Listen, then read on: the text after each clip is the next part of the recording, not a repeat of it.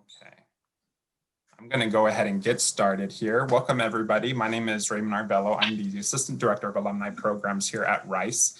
Part of my responsibilities is looking over the young alumni population, which is all of you. That's everybody who's graduated from Rice within the past 10 years. And welcome to our Young Alumni Life Series. This is Home Buying 101. So this is the last one in our live series for now, but we might have more in the future, so just keep an eye out for that. Just a couple announcements before we get started. I just want to remind everybody that there is a Q&A feature at the bottom of your screen. So go ahead and use that for any questions that you'd like to ask our panelists here, and we'll be sure to answer as many as we are able to. So I'm going to go ahead and get started. I'm going to hand it over to our panelists, and they are going to go ahead and introduce themselves. Julie, we'll start with you. Hi there, guys. I'm so happy to be with you all today. I'm always glad to speak to my fellow owls. I'm Julie Tam. Yau-Yee is my legal name, last name Tam, so you might see me as that name in some places. I graduated from Rice in 2003 from only the best college, Jones.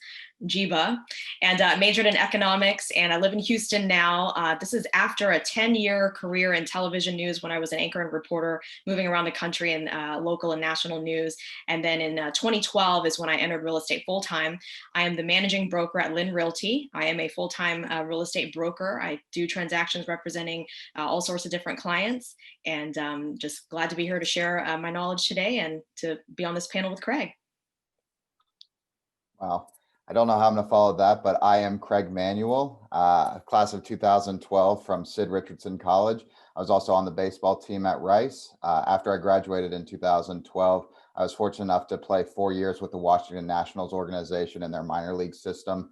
I was relieved of my baseball playing duties in 2016 and jumped into real estate full time. And now I'm a real estate agent and assistant manager with Better Homes and Gardens Real Estate Gary Greene in our Memorial office. Perfect. Thank you, Julie, Craig, and welcome, and thank you for joining us today.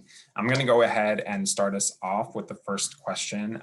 Just again, once again, a reminder, if you do have any questions, please feel free to use the Q&A feature at the bottom of your screen. So Julie, we'll start with you. Can you talk about the pros and cons of buying a new house versus a used house? Sure. So some of the obvious things when you're buying any new product versus a used product is, of course, the new product's never been touched. You know, you're getting your hands on it for the first time. It's new. There's not hopefully as many flaws. And whereas a used item can have some wear and tear and potential problems, right? And so there's some nuances when it comes to homes, though. I would say that for a new home, if I'm going into it, I'm thinking that, yes, nobody's lived here. You know, the toilets haven't been used, well, maybe by the construction workers, but otherwise, you know, just everything is clean and starting fresh. And we're not having major systems, hopefully, that need to be repaired or replaced yet because everything's brand new. However, there's still sort of a settling in process. So sometimes you might have an appliance that just, you know, kind of like a car, it could be a lemon, right? It just can break down and you might need to get that builder warranty going to help fix certain things. And so that's one good thing about the new construction is that you do have typically what's called a 1-2-10 warranty. One is for workmanship, 2 years for, so 1 year for workmanship, 2 years for mechanical, and then typically about 10 years for your foundation and structural to help you out with those initial things. Whereas for a used home, you can buy a home warranty through a home warranty company. You're going to have to pay, though, unlike with a builder where you get that included.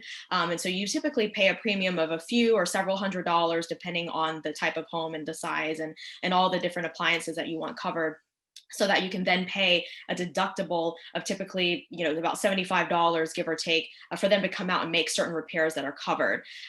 One other thing about used homes is that if you had an owner who took care of the home very well before you, of course, if there were many owners, you know, it's hard to tell, but if there was just one owner, then at least you know that the home has kind of been broken into. Any major issues that might have been left by the builder, that homeowner may have already encountered and dealt with, and then now you can have that home transferred to you without those initial problems. But of course, if that homeowner did not take care of the home, didn't do their regular maintenance, you know, things like changing out the AC filter regularly can damage the AC system if it's not done. And so you could end up inheriting a lot of problems because of the deferred maintenance that you then have to deal with, you know, for who knows how long to come. So those are all kind of considerations. And then of course, you know, the price. When you buy a new home, typically it's going to be more expensive in the same subdivision as there may be resales being sold just because it is brand new. However, you could potentially get a really good deal. And the home that I live in was built new by a Rice alum, which is so awesome. And, you know, when I came in, I was looking at the resales. We had actually made an offer on one of the resales when we just so happened to pass the new home sales center. And I was like, you know, let's just check it out. You know, typically it's more expensive, but who knows? You never know. And it was the best decision, one of the best decisions I ever made, because once I went in and I met the builder, which by the way, if you don't have a Rice ring, please get it, because he saw this Rice ring as I was signing in on the sign-in sheet and asked me if I graduated from Rice. And I told him I did. And then he told me he did in his college and his year, and you know, and then he built the house, and then of course hired me after that to sell the rest of the homes. And I've sold probably about 60 or so homes for him over the years and helped him buy land and other properties to then build on. So back to the original point was that it turned out that I ended up getting a better deal on a brand new home because he was just trying to get off the ground in the neighborhood and trying to get some momentum. So he wanted to sell a couple, even if it meant not selling at as high of a price. And then we started raising the prices from there. And of course, I became the realtor to sell for him. And so we raised them, you know, over the years that he finished building out the neighborhood. So you could be surprised and get a good deal. So don't write off the new construction, look at it, and just consider all the options. Yeah, Julie, I think you made some excellent points. Just a couple things I'd like to add. When purchasing a new construction home, you'll still do the same inspection process that you would with a resale, but instead of negotiating repairs with the seller, you just hand over that inspection report to the builder. And more times than not, they'll take care of every deficiency that's noted on there, or explain, this is why we did that. This is why we made that choice, and it's not really a deficiency. And this is what the inspector was thinking, and this is why we did it. So another thing that with new construction to be careful about are some hidden upgrade costs. So sometimes you walk into the model home and you're looking at a gorgeous home, and then when you go to the design center to pick out your upgrades, the things that you wanted will be a little bit more expensive. So making sure that when you're touring these homes, you ask the builder representative what in this home is standard and what is an upgrade, because if you're paying for the base price, you want to make sure that that's the home that you're going to get. And the last thing is just some built-in competition. So when you're purchasing new construction, they're going to be sold at a lot at the same time, whether it's a master plan community or a new construction in town, just a smaller community. You got a little bit more built-in competition because people are typically buying at the same time and also going to be thinking about selling in relatively the same time as well. Perfect. Thank you both for that. We'll go to our next question here. Craig, we'll start off with you for this one. In your opinion, what is the most common mistake that you see home buyers make? This could be first-time home buyers or any home buyers. I think the biggest problem that we see with any home buyer is going out to start looking at houses before you've gotten that pre-approval letter. So here in the Houston market, it's a very strong market. It's very, very hot for the past few months. So when you go out looking to write an offer, you need to be pre-approved first. And if you find the house and then you have to wait and go find a lender and get a pre-approval letter, someone might have swooped in that afternoon and wrote the contract on that house that you had your eye on. So make sure that you are pre-approved, not just for speed of writing your contract, but also you don't want to be looking above what your budget is. So maybe we're looking at $400,000 houses, and then your pre-approval letter comes in at $350,000. When you go start looking at $350,000 houses, you know, they're just not going to look the same as those $400,000 houses because they're more expensive for a reason. So when you start lowering your budget, you know, making sure that you're comfortable within that budget and you'll be pre-approved for that amount.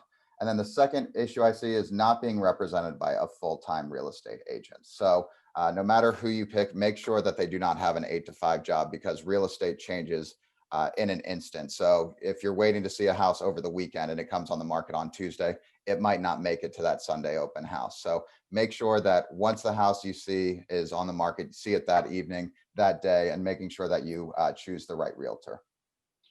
Craig, I totally agree. And, you know, Actually, along those lines, it's a perfect segue. I'll say if you have a realtor, then the best thing you can do is to not go on your own to look at homes without that realtor, because some buyers, they're represented. They may have even signed a representation agreement with the realtor, which is the only way you can be legally represented. And then they'll go into, say, new construction. And it's okay to walk into, look at model homes, just kind of browsing, because maybe you want to just go into, a dozen different builders' model homes, and you don't want to waste your realtor's time because you're just curious. You want to get ideas, but you're not necessarily interested in all of those different builders or homes, and you just want to go in, right? But then when you sign in on the sign-in sheet, or you talk to the host or the salesperson there, go ahead and tell them that you do have a realtor, because that way you're doing the right protocol, and then you're not going to make anyone angry. Because what they don't like, whether it's a seller or the listing agent at a resale home, or a builder or their representative at a brand new home, is if you just go kind of misrepresenting that, saying that, I'm here to look, but you don't say that you have a realtor. It's not that they would necessarily tell you something different either way, but it just kind of starts off on the wrong foot, where there's like a mistrust, or, they think that, oh, all of a sudden you're bringing in a realtor and now we've got to pay them commission. But really the realtor, if they're doing good work for you, is going to be able to negotiate some perks for you or discounts on the price. They're going to be able to get you more in terms of that sum of money, that value, than what the builder would have not paid in commission otherwise. And so you want to make sure that you're properly, disclosing. The other thing I would say is when the buyer is wanting to make an offer. So a lot of times buyers will have a mindset. This is not all buyers, but there are some buyers who have a mindset of, I want to get a good deal, because who doesn't, right? I want to get a good deal. I mean, when I went to buy cars, I would negotiate and haggle until the very end. So it's natural. But the thing is that you have to think about what the end game is. Do you want to get a good deal, or do you want to get a home? If you're wanting to buy a home and this is your either dream home, or you just really want this home, it's perfect for your family, you've been looking for a while, this is really the only home that you found that just checks all the boxes. Well, if you go into there, making a lowball offer, you can either make the seller angry to the point where they don't even want to deal with you anymore. Even if you come back with a higher offer, they're just like, nope, they tell their realtor, we don't even want to talk to them. And then you've just completely lost out.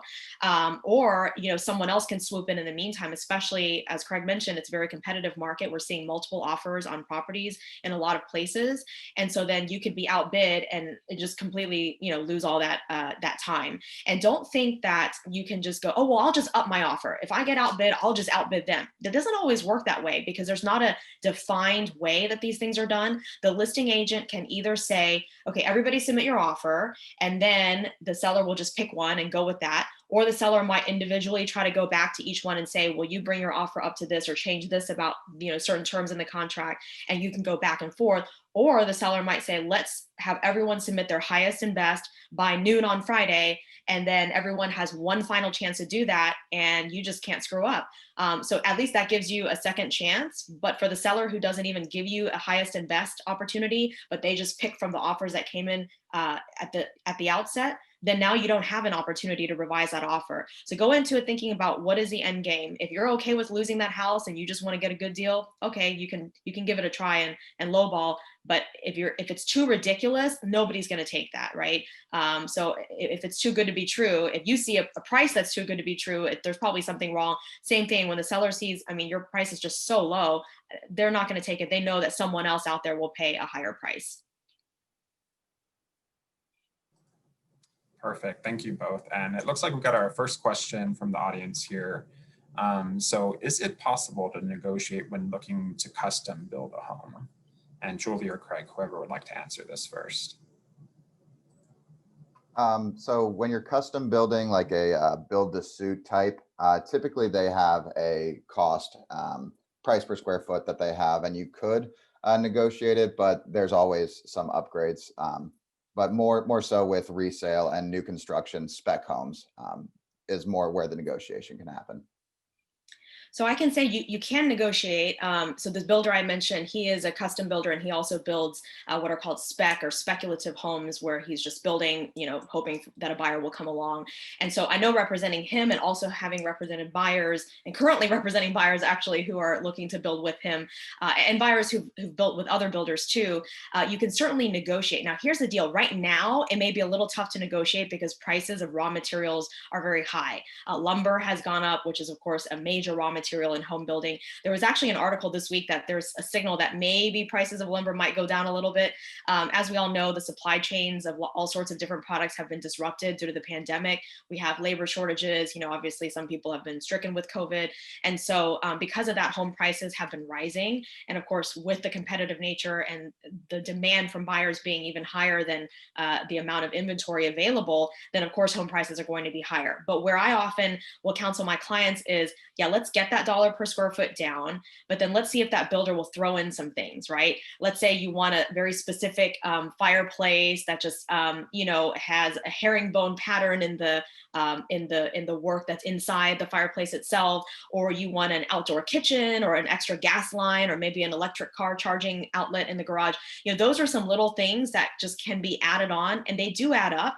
It may not cost the builder as much, but if you were to pay for those upgrades out of pocket, it could cost, it could be thousands of dollars. So definitely try to negotiate, where possible, and you may be able to get something. Perfect. Thank you both for that. And we have another question here. How do you figure out how much you can spend on a home? Should you just take your pre-approval at face value? So I typically tell my buyer clients that no matter what you're pre-approved for, you want to make sure that you're comfortable with the dollar amount that you're going to spend for the next 30 years or 15 years, but typically for the next 30 years, because just because you are approved up to this amount doesn't mean you'll be comfortable monthly with those monthly payments. So I always say that, this would be the monthly payments. And the last thing that you want to do is find that house, buy that house, and then you become what we call house poor. And you can't enjoy the other things about your life that you like to do, going out, traveling, things like that, because you're too busy making your mortgage payment. So make sure not just what you're pre-approved for, but also look at those monthly payments and make sure you're comfortable with that as well. That's all great and correct, Craig. And the other thing I would add too is, if you live in an area where property taxes are high, in the greater Houston area, our property taxes can run anywhere from about 2.2% up to even like 3.6% of the appraised value, of the assessed value by the county appraisal district. That value, that can really be expensive. I mean, if you buy a home that's a few $100,000, you could be looking at paying $7,000, upwards, a year. If it's $1 million home, I mean, start thinking about it, right? It's, it just becomes very expensive, and so when you're talking about tens of thousands of dollars being put into property taxes, even after a homestead exemption, which gives you, anywhere from like 15 to 20% discount depending on the county you live in and where.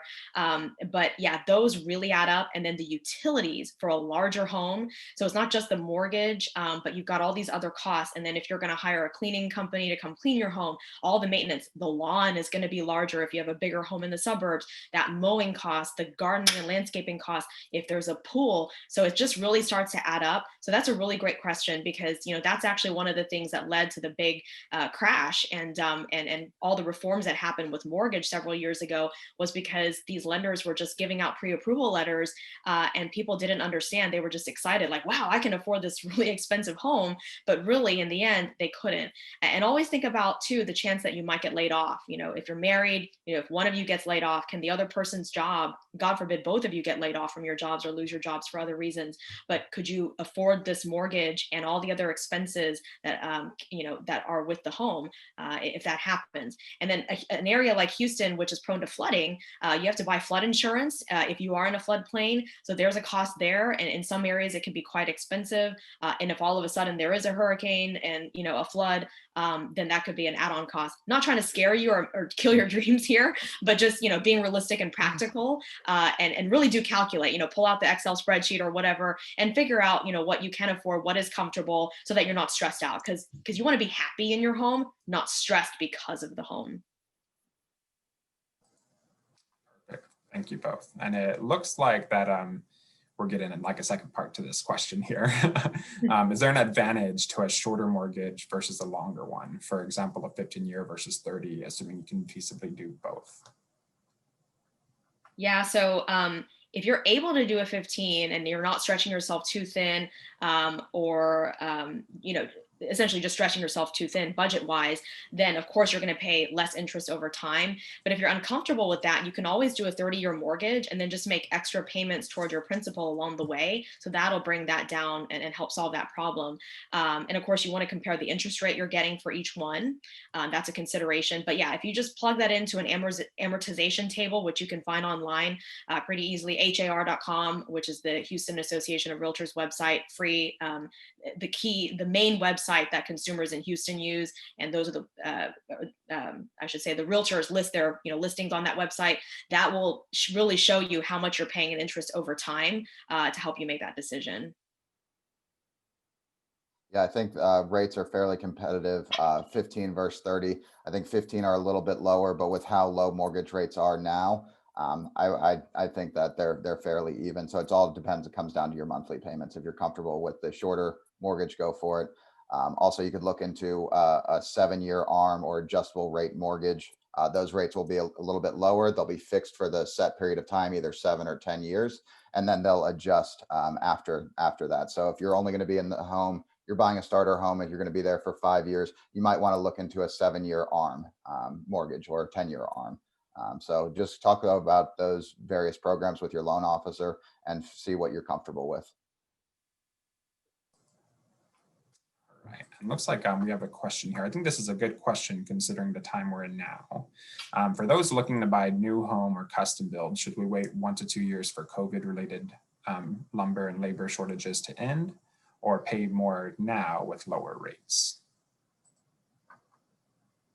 That is so hard because it's like predicting the future. You sound just like the buyer I have right now, actually, because I already helped them buy the lot that they want to build on. And they're just kind of like, oh, are the prices going to come up? Or are they going to go down? So my builder client doesn't think that, I should say builder client on some other deals, but not on this deal. This deal, I represent the buyer only. He doesn't think that prices are going to really go down significantly. Of course, the article just came out that lumber prices may come down a little bit, but it's so cyclical. I just feel like it could go up and down. And as we know, COVID is here to stay for quite a while longer. I mean, who knows if it's going to be several months, 1 year, or even longer. And then the effects actually aren't, it's not like the pandemic ends and then all these effects are over, right? There's going to be lags, just like anything else in the economy. So it's really hard to say. All I can say is right now, because the rates are so low, I feel like the overall cost that you're going to save in the interest rate, it might be better to go ahead and build now if you're able to, than to wait for possibly supply prices to go down. Because what if the supply prices go up and the interest rates go up later, and then it's really bad. But of course, hindsight is 2020, right? A few years from now, if you had built, you might be like, oh man, I should have waited because rates are low and then prices of supplies have come down. But it's really hard to say. It's because nobody can predict the future.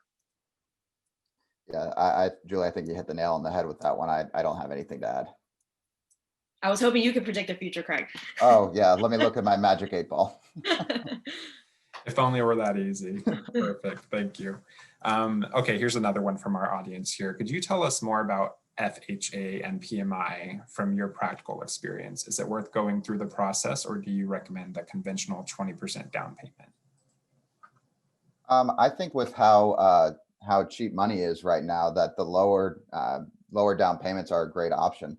PMI is basically a percentage of the mortgage, sometimes as low as 0.5%. So I think that it's a great option if you can qualify for a 3% down conventional or 3.5% FHA. Sometimes when you get into multiple offer situations, sellers will look at the amount of money that you're putting down and consider that to be a more attractive offer. So that would be the only downside of it. But if you're just going with a typical back and forth negotiation, I think that the low down payment options are very attractive right now. Yeah, I think you just have to really calculate, because remember that PMI, private mortgage insurance, is for a conventional loan where you're putting less than 20% down. And of course, a mortgage insurance premium, MIP, is with FHA loans that you just have to pay anyway. It's kind of throwing away money. Obviously, you're not adding to the equity of your home. So considering that versus, what you're paying, the interest rates are pretty low. Or do you have something you'd rather be doing with your down payment, after you close on your home? Do not spend that down payment before you close on your home. You could jeopardize the closing. But if there's something you want to use that for, whether you're going to invest in a property, buy a car, whatever it is, that you'd rather kind of not put as much down right now, that's a personal decision. So, I mean, sometimes decisions you can make them purely financially, right? Like, does this make the most sense financially if I actually do the math, like a good Rice alum? But, sometimes, we have personal emotional reasons too. We want to be happy. We want to get certain things. It may not make the best financial sense, but if it's something that does work for you and makes you happy, then there's obviously value in that too. So you just want to weigh all of those things. Perfect. Thank you for that. Okay, another question here from our audience. How much money should you set aside on top of your down payment for closing costs, initial maintenance, repairs, and other hidden expenses? Second part to this question that I'd also just like to add, could you also explain closing costs to the audience for those that may not be familiar with this term? Sure. So I typically say to budget 3% of the purchase price for closing costs, and that will cover everything from your loan cost, your origination fees, all of your title fees, surveys, appraisals, your prorated tax shares, and your if you have an escrow account, having your prepaid your escrow account, so escrow and your taxes and your insurance so that they can pay those yearly. So I typically say 3% on that. And then anywhere, it all depends on the home you're buying. New construction, typically you'll have less maintenance costs than that, but maybe budgeting about 1% year over year for maintenance would be probably a fair estimate. I'm good with all that, Craig. I don't really have anything substantial to add. Yeah, just there's always a good thing to just have a little bit of a cushion, because you never know when suddenly the AC breaks down, and if you didn't have that home warranty, what you might have to pay to get that repaired or replaced. Perfect. Okay, next question here. If we have the money to pay for a house full without borrowing, does it make sense to do that, or is it better to secure a low 15-year rate now and invest the cash elsewhere? That's a great question. So I would say that, right now, because interest rates are so low, I would get a mortgage to buy the home, so that you can use the extra money to maybe buy an investment property or two, or however many that you can afford, because real estate really is a wealth generator. I can attest to it personally because I've done it and also represented many clients who've done it.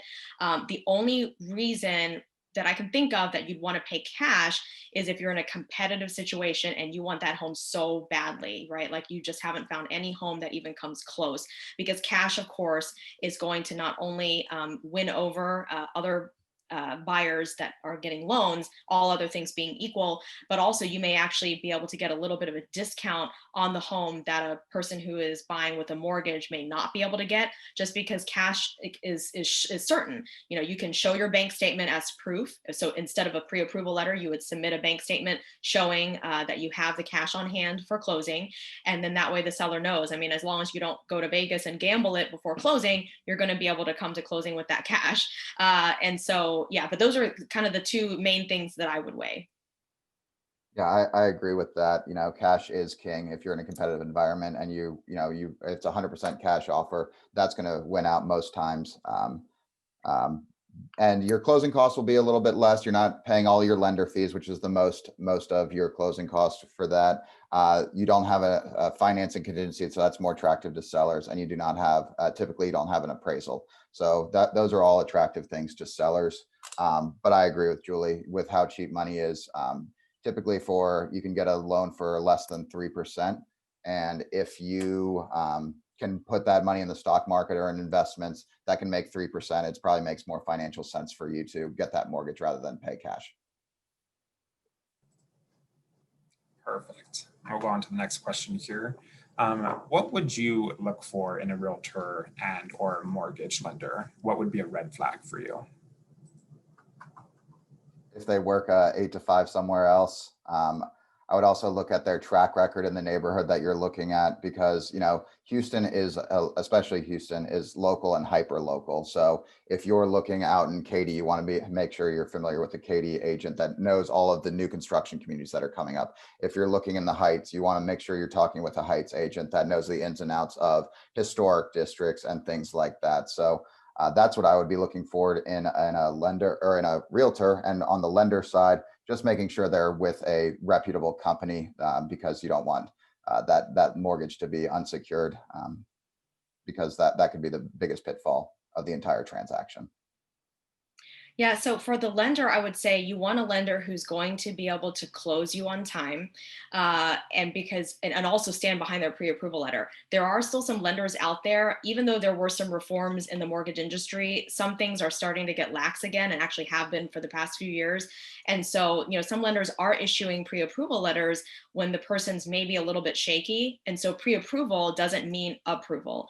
And so you want a lender who's going to stand behind that and make sure that you actually can get to closing, and that they don't suddenly realize there's something in your file that's you're not going to work, like you can't get this loan, right? You want a lender who's actually done the full review of your package that you submit to them when you're applying for the loan, and not, you know, kind of at the last minute discovering things. Obviously, if you change something, like if you lose your job or suddenly do something that makes your credit worse, then that's out of their control. But it should be that if you're consistent, that there should be no surprise that they can approve you for that loan, and also to close quickly. So I will say that, you know, the big lenders, I'm not going to name them by name, you know, but the big banks, you know who they are, they're not bad at all. But sometimes because of the bureaucracy, you end up at the end when it's getting close to, you know, closing time. If there's any issue that comes up, it just takes a long time for them to go through all the approval processes to get everything through, because they've got to go up to this manager and that manager and just go up the chain. Whereas what I've seen when we've got smaller lenders or mortgage brokers, for example, they are able to more quickly, you know, pivot and do things to help you get to closing on time. So your realtor, if you get a good one that really knows their stuff, should be able to recommend one or more lenders to you. Title companies often will know, because title companies and the lender are working together at the end to get to closing. So the title companies know the good and bad lenders. So in fact, there's a lender that I like to refer my clients to, and I myself use whenever I want to buy a property, and because he can just do it so fast, and he is hands-on. He owns the company. He's got people who work for him and assist with things, but like he can just make it happen. He can approve things. He doesn't have to go to higher ups. And so I know and have confidence that he can close the deal and can close it quickly. So rather than 30 to 45 days, he can do 25 days or even a couple days less. Or if there's an emergency, like if you just couldn't get something to go through with your previous lender and you send the file to him, he's closed something in as little as 4 days. You don't want to do that to him all the time, but you know, that's what can be done. And the way I found him was through a title company, because the title company knows at the end, when it's getting close to closing, which lenders are the troublemakers that are stalling things, that are taking forever, and which ones just get it to the closing table very quickly. So that's a great resource. And as far as a realtor, you want someone who really knows their stuff. Not necessarily someone who's more experienced, even though that is a good thing. But sometimes someone who's very experienced in other words, has a number of years of experience. If they don't have a lot of transactions under their belt, even if they've been in the business for a long time, they just don't have enough experience overall to be able to advise you. And if they're but if they're not smart, then they're just not going to they're not going to know their stuff. They're not going to know the laws. They're just not going to know the intricacies of the contract, because it is so much more complex than just, let me make an offer and then we get to closing. And there's so many steps. And I think Craig would probably agree, there's more transactions that have problems than ones without problems. It is totally not an HGTV world, you know, where you look at 3 homes, you make an offer, it gets accepted, and then next thing you know, you're moving in. I mean, there's just so many roadblocks that pop up. So you need someone who really knows their stuff, who can hold your hand and guide you along the way, who's very detail oriented, because just that one little detail that gets messed up can really derail that contract very quickly.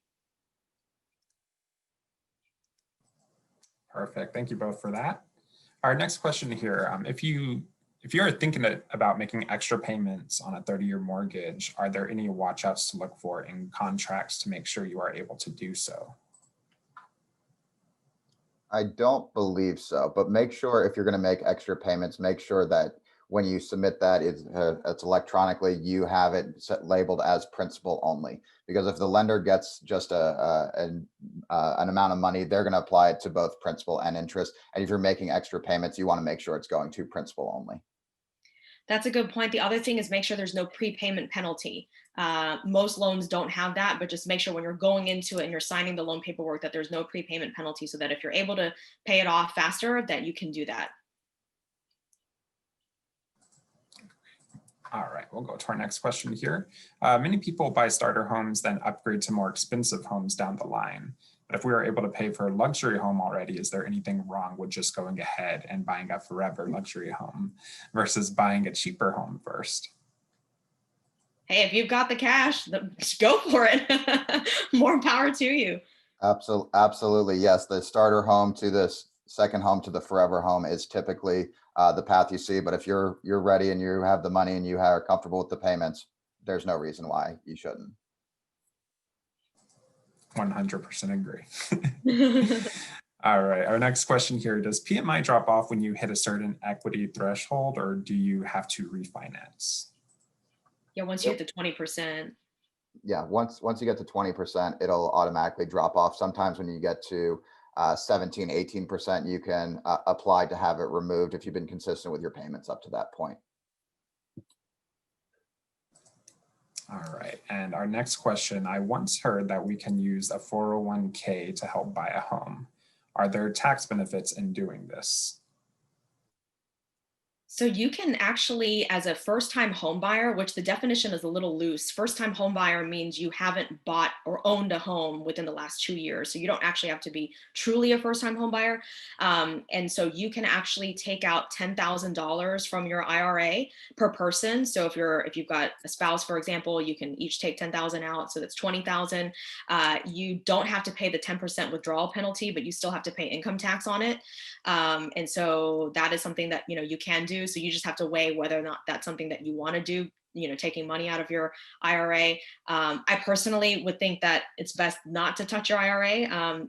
Just leave that money in there and make sure you have enough money otherwise to go ahead and put down the down payment.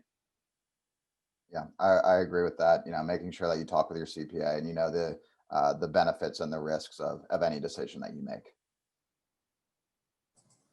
All right, perfect. Our next question here. Let's see here. I'm considering buying my first starter home in the next year or so, but don't know if I'm financially ready. Any general tips for understanding when is the right time?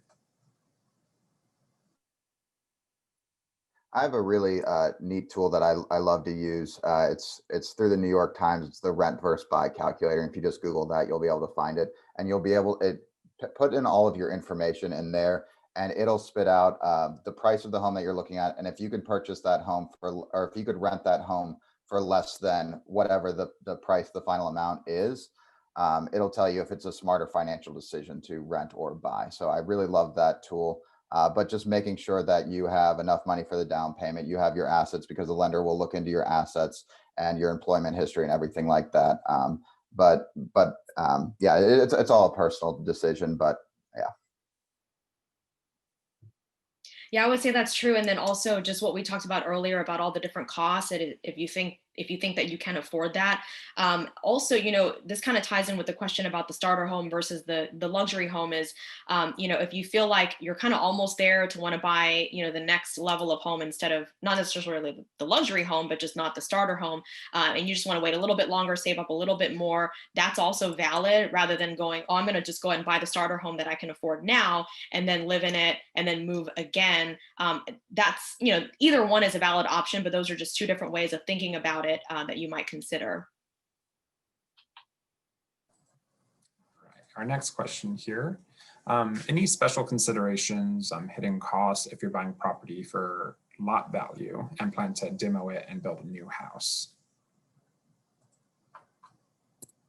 Yeah, so demolition costs can vary because it's not just the house itself. Is there a pool? How many trees are you wanting to knock down? how many are you actually allowed to knock down? Because different cities, different jurisdictions have different rules about that. Some don't let you knock down any trees, or maybe they want you to leave a certain number, or maybe you can knock them down, but then you have to replant certain trees. So those are some costs. And obviously you want to get a survey and make sure that you know where all the different boundaries are and the fence and all that. I had a deal one time where the fence was actually placed in the wrong place. So the lot, the fence was actually encroaching on the lot of my client that we were trying to buy. And so we had lost a bunch of square footage. But then the next door neighbor had already built like a mosquito system and vines that were all nice and crawling along the fence, and very angry that we were saying, no, you have to tear down the fence and move it because you have stolen part of our lot. And so there are some issues like that that can pop up. You want to also make sure that you see, where are there aerial easements where, say power lines are, or the utility company can access those things, or ones that are in the ground where the utility company can come in. So how far can you build your house? What kind of setback do you need? Where can you place that pool? Can you have a detached garage that's in the back, or is that going to be crossing one of those boundaries? So kind of all those boundary questions, very detailed. You got to make sure if you're using a builder that they're very experienced in that particular area, because some areas are more strict than others, have different types of rules. There can be unique rules. For example, West University, the area surrounding Rice, you can only have a certain amount of square footage on the first floor versus the second floor. The house can only cover a certain square footage of the lot. So just because you have a certain size lot doesn't mean you can just build a house and fill up the whole lot and have a tiny yard. They require you to have certain number of feet set back from the street and from the back of the fence at the back of the house, things like that. So there's a lot of different nuances and things that maybe not even think about, because that city may have just certain rules, or that neighborhood may have certain rules with the homeowners association and the deed restriction. So that builder has just got to read everything, because it can be very expensive to fix it after the fact. Absolutely. Yeah, looking at the deed restrictions and making sure that you can actually build the home that you want to build, because even though in Houston we don't have any zoning, the different subdivisions will combat that with pretty strict deed restrictions. So making sure that the plans that you have will be allowable within that area and on that lot. All right, perfect. All right, next question here. Looks like it deals with the realtor process. So what's the process for actually finding a realtor? Any recommended places to look for one? You're looking at two of the best options that you have. Ditto, again. Next question, please. But yeah, you can look at har.com. You can read reviews from realtor.com, har.com, real satisfied, making sure that they have good reviews, or the personal relationships that you have, because everyone knows someone that is a real estate agent. I think in Houston there's 43,000 members of HAR right now and 5,000 different brokers. However, only I think 5,000 have sold more than four homes this year. So making sure that the person that you're talking with has experience and it's not their first deal as well. Right. So that's a really good point. I mean, just like when you ask for recommendations for any other type of service provider, you probably trust someone that someone you trust, find someone whose opinion you trust. It's great that, we're all Rice alumni, right? So if you ask a fellow alum, well, who did you use? They are probably going to be able to tell you, were they satisfied with the skill level, the intellect of that realtor and all of that? Because I will tell you, and this is a saying, but it's true, is that only about 10% of realtors make 90% of the money, because the rest of them just don't get a lot of deals. They don't, some of them deliberately don't, they just want to be part-time, and then that's their decision. But a lot of them they just aren't very good at their jobs. The threshold of getting into real estate isn't that high. It's nothing like trying to get into Rice. So you just want to make sure that, you get someone of good quality that, not just, oh, my friend over here just got the real estate license, or I just want to help out my cousin or whatever who just got into real estate, because if they just don't know what they're doing, then you're going to be hurting yourself. Real estate is probably, or it is the most expensive thing that you could spend your money on in your lifetime. And so it is no joke to just plunk down 100, 200,000, $1 million, however much you're going to spend on real estate. You want to make sure that your money is in good hands, that someone is actually handling it properly for you. A realtor shouldn't be just someone who makes appointments and opens doors for showings and then fills out paperwork. It is so much more complex than that. And so once you start interviewing and talking to realtors, you'll probably get a good sense of that. And again, look at the reviews and also talk to maybe a couple of past clients of theirs that are good representatives of, you know, the type of person that you are, that, you know, may share your type of opinion, and you know, go about that way to find yourself a good realtor. Perfect. Thank you both for that. Any cost concerns associated with just buying an empty lot for now, but you plan to build on it in the future?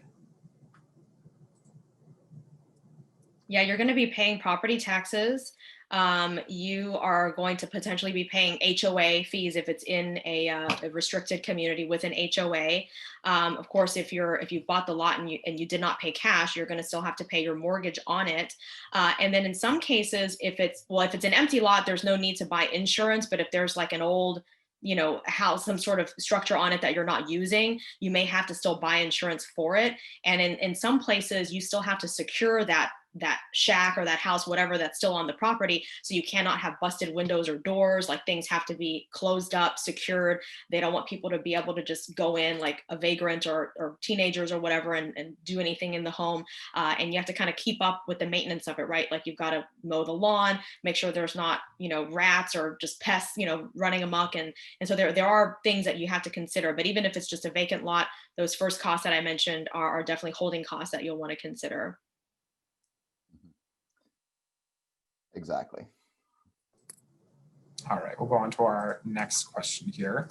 What are the primary risks, if any, when purchasing without a realtor? If you already know the neighborhood, are locating your own properties, and already have a lender relationship?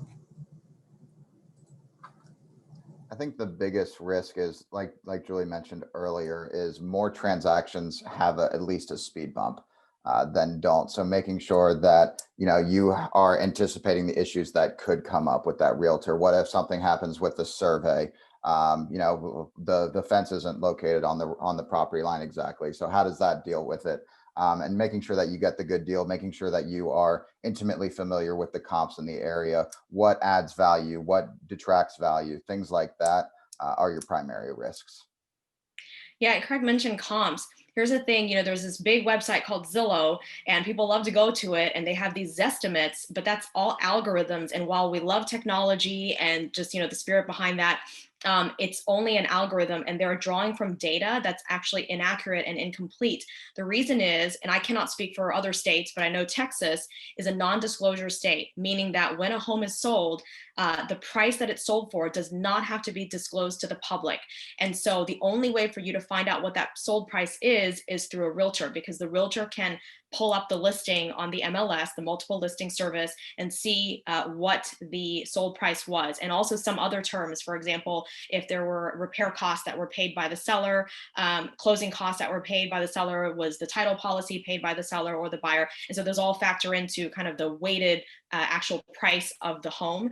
And so with that, the realtor can then run comps, do a comparative market analysis, or you might have heard of a CMA, where they actually look at homes that sold in that neighborhood or that area within about the last 6 months. That's what appraisers use to determine value when lending, you know, to give to the lender.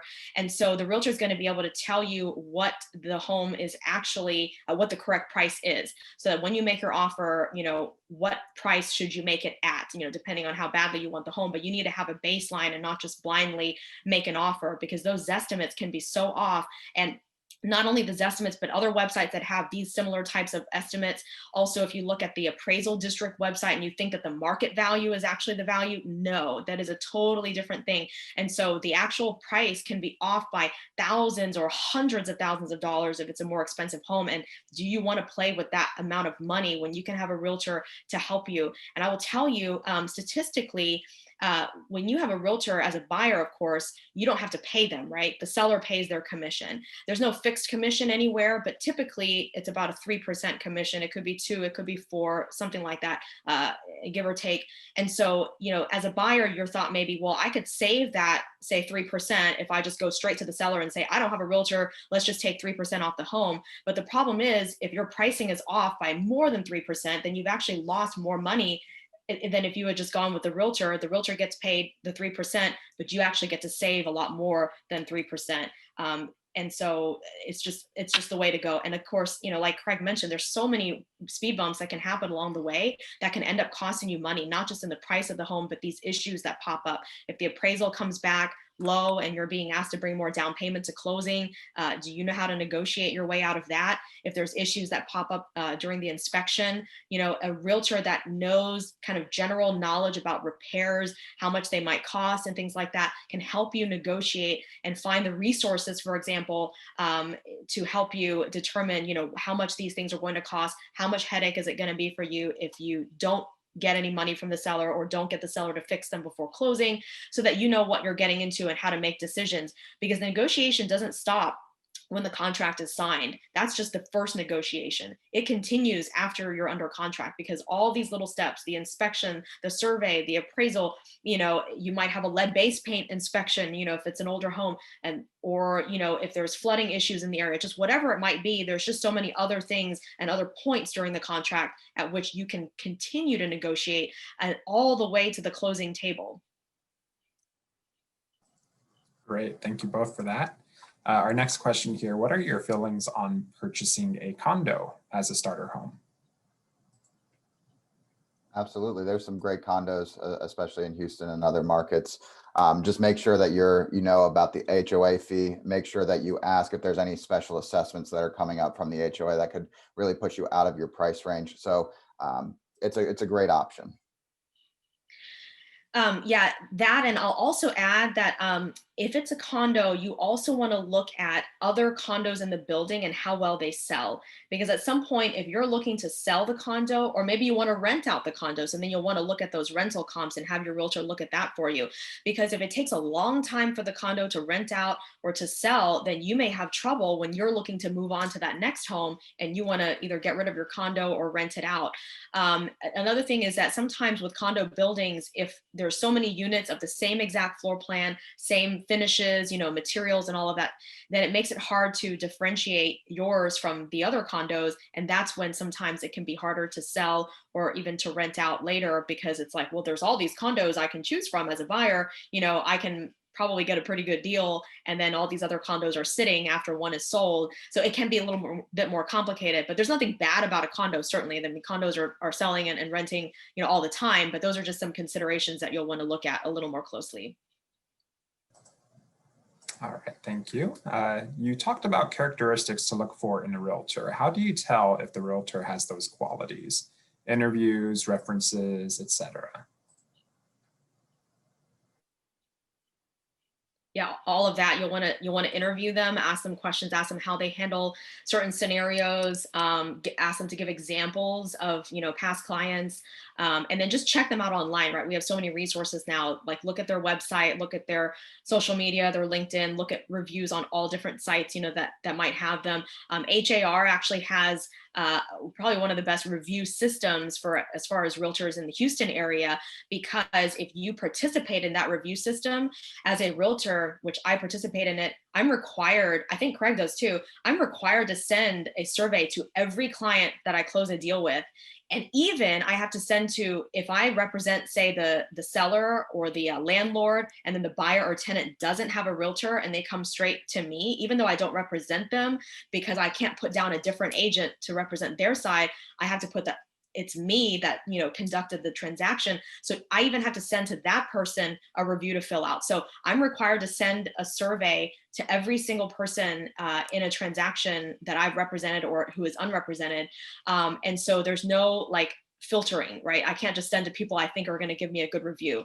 So I have to send to everybody. And then the program is so strict and they audit all the time. They'll email me periodically and ask me for a phone number of somebody who wrote a review so that they can potentially check to make sure it's a real person, that I didn't put my uncle on there, So it's like, it's a well-monitored review system. So you can't just ask your friends to all go on, even fake clients, like on Google or somewhere else. So with har.com, those reviews are real ratings. They even show you the property, like the picture of the property that the transaction was for, and so that then and also like which side you represented, whether it was the buyer's side or the seller's side, and of course you want to talk to again past clients, like real clients of the realtor, to just find out more information. So it's always best if you have a personal referral, because then if you trust someone, if you have a friend or your parents' coworker or whatever, that there's a link and a trust there, and then you can really believe that that's a real client and trust what they say about that realtor. That's really the best way to go.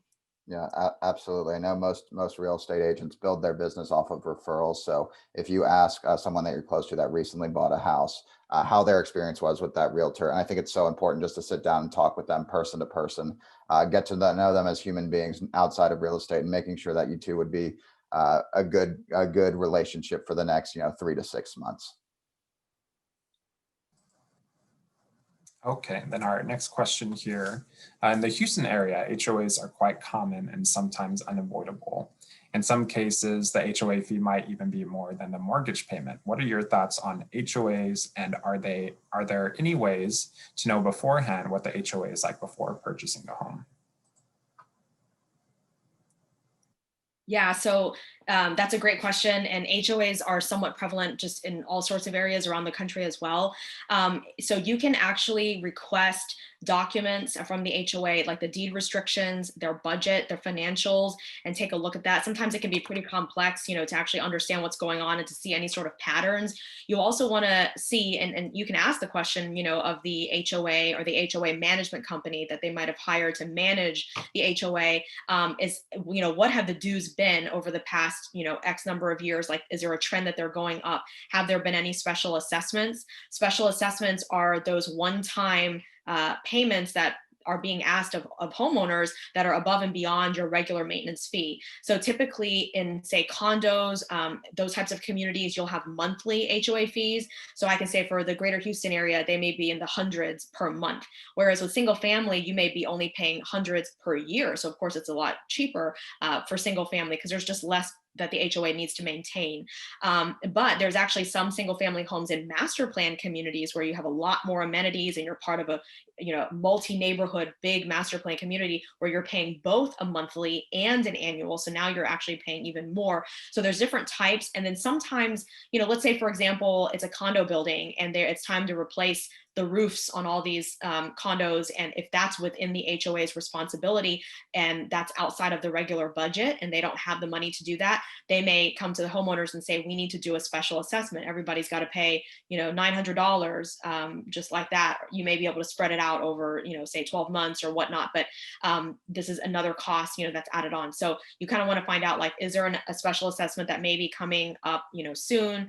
And, how well does the HOA maintain things, right? So when you go to the neighborhood and you're seeing, how well they're maintaining the common areas that they're responsible for, and also to know what the HOA is responsible for, because it differs. Some HOAs do not take care of your windows and doors. So if you have window and door replacements on the outside of your condo, you have to do it. And then some of them do. Some of them, if there's a roof leak, the HOA will pay for the repair of the roof, but not the damage to your sheetrock inside. Some HOAs will actually do the interior repairs. So there's a lot of different things, and those HOA documents can be very long.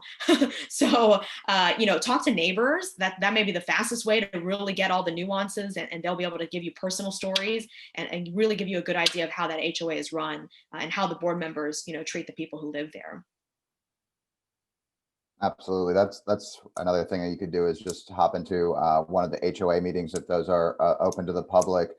Any lawsuits or special assessments that are coming on by law have to be disclosed here in Texas. So making sure that you read that seller's disclosure very carefully. Okay, and this might be our last question here. We're at the 2-minute mark here. What should I consider when purchasing a property to rent out? I may want to live in that home or city in the future. Yeah, I think just looking at the rental market, seeing how fast these properties are renting, because the last thing you want to do is purchase an investment property and then the average days on market is 90 days. And then that's 3 mortgage payments that you have to make without any income coming in. So making sure that if you're looking at an investment property, what is the rental market doing in that particular area? Yeah, that's all very good advice. And, getting a good realtor in that market who can look at all of those costs, like what is the, actual, you got to look at the figures, right? So it's just like revenues and expenses. So what revenue could you get, which is your rental revenue, but also taking into account potential vacancy. How long would you not be receiving that revenue? And then all the costs, your mortgage, your insurance, your property taxes, your HOA fees, if you're going to be paying a property management company, because if you don't live in that city, it's probably a good idea to hire a good property management company to manage that home for you, because what are you going to do when there's a pipe burst in the middle of the night and you live thousands of miles away? So those are all costs that factor in. Repair costs are unknown, of course. You don't know what's going to come up, of course, but you can kind of at least think, okay, well, there may be some repair costs involved. The realtor in that market could potentially advise you as to kind of roughly what you might think about or what you could expect, depending on the age of the home. How old are the major systems, the water heater, the roof, the AC, things like that, the plumbing that you may be getting a bill for somewhat soon, or did some of those things just get replaced, so now you've got many more years of life left in them. And so, yeah, you want to just see if that makes sense. Typically, if you have a mortgage, I say that if you can break even, that's pretty good. So it's like your tenant is paying for all your expenses, and then you've got this investment, and then once it's paid off, now you can really get the profits in, and then later on, of course, hopefully the value has appreciated. If you want to sell, then you can make a further profit that way. But if you don't have a mortgage, if you've paid cash, then of course you can bring in the profits. You should be able to bring in the profits right away to get a pretty decent return. Perfect. And we are at time here. I want to thank you, Julie and Craig, for being here. I think everybody learned a lot from this. This seems to be a pretty popular topic with all the questions that we got. Thank you to our attendees out there for being here as well and for your awesome questions. I hope we were able to get to everybody's questions. I do want to just put a couple reminders, of course, for all of our events from the Office of Alumni Relations. Please visit our virtual connections page. We have tons of events coming up. Will also be a recording of this event as well. But yes, thank you also to my colleague, Amanda Martindale. She was on the back end monitoring the Q&A for us. So thank you, Amanda, for doing that as well. Until next time, everybody, thank you very much for being here and have a good day. Thank you, everybody. Thank you. Bye-bye.